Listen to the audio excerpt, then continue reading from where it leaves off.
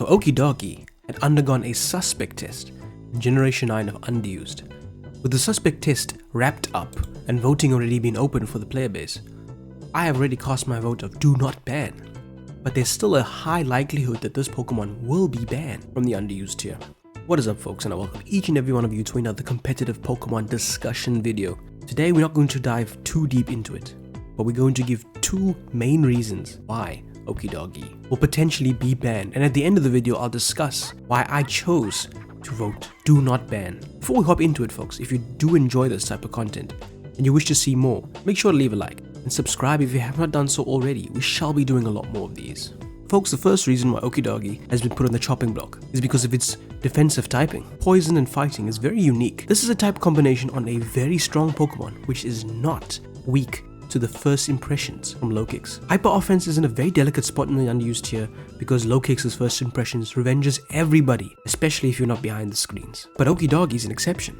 Poison and Dark both resist bug, meaning that first impressions will still be resisted by the Okidogi, leaving Okidogi free reign to bulk up without fear of being revenged by first impressions. And Okidogi having such a sky high attacking stat already means that you can simply fire off your stab attacks and still do heavy damage to the opponent's team. The second reason is the toxic chain ability. It doesn't matter which bulk you resist you swap into Okidogi. The fact that 30% of the time you could end up being hit with the badly poisoned status is a problem. When you have a bulky Pokemon, the game plan is very obvious. Throw it in versus the opponent's attackers, watch it take the hit, heal off the damage, and swap out into something that can beat the opponent. But if you are inflicted with the badly poisoned status, performing such a task becomes very daunting and more delicate the longer the game goes on. The reason I voted do not ban folks was simply because Okidogi's speed stat is not all that great.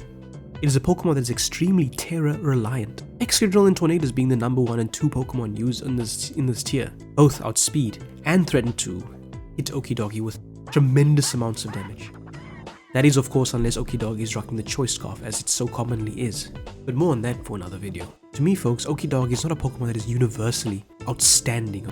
It has its clearly defined weaknesses, and even though it has such a nice attacking stat, it can't break through everything immediately, even after a bulk up of the two.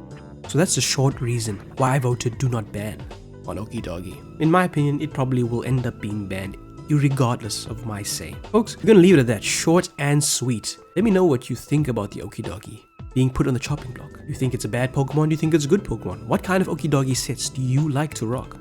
If you do enjoy this content, consider watching this video.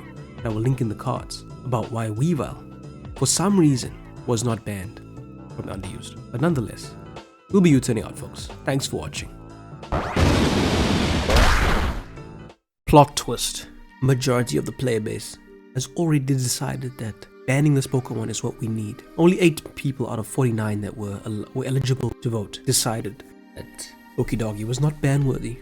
I'm one of those 8 sorry suckers that decided Okidogi is not ban worthy.